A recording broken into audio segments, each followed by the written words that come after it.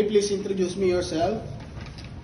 Hello, I'm Jennifer Sawi, 32 years old, married, with one child, 12 years old, living in San Antonio, Ross, Isabela.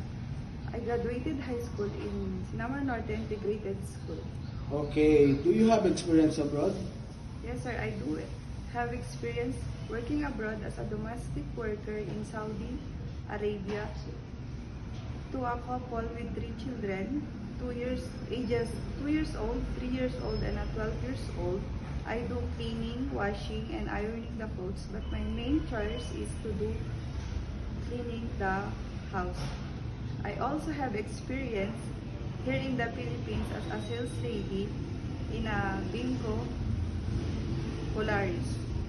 My duties and responsibilities is to assist the player on how to play the machine and helping them for their playing. Okay, in your previous employer, how would you take care of the children, especially when sick?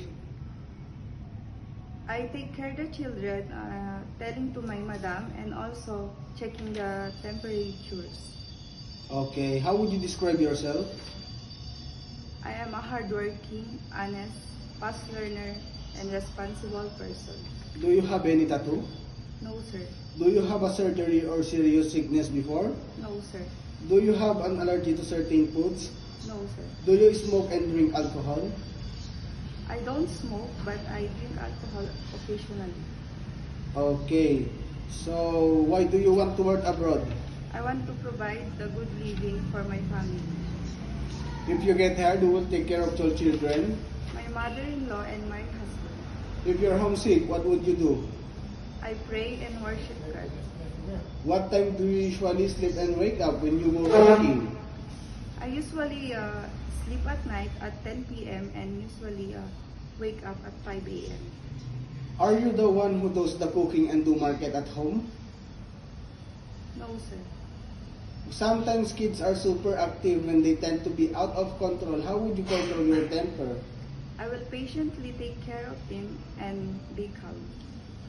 Okay, do you accept no off days but to be paid instead by employer? Yes, sir. When you visited the parents, relatives, and friends of your employer, will you help and do the housework there? Yes, sir. Can you promise not to like man in Hong Kong? Yes, sir. Are you scared of dogs and cats? Yes, sir.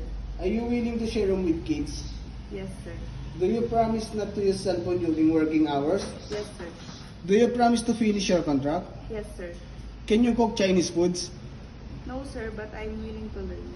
Can you sing a nursery song? Skimmer-ding-ka-ding-ka-ding, skimmer-ding-ka-doo. I love you. Okay, what is your message to your future employer?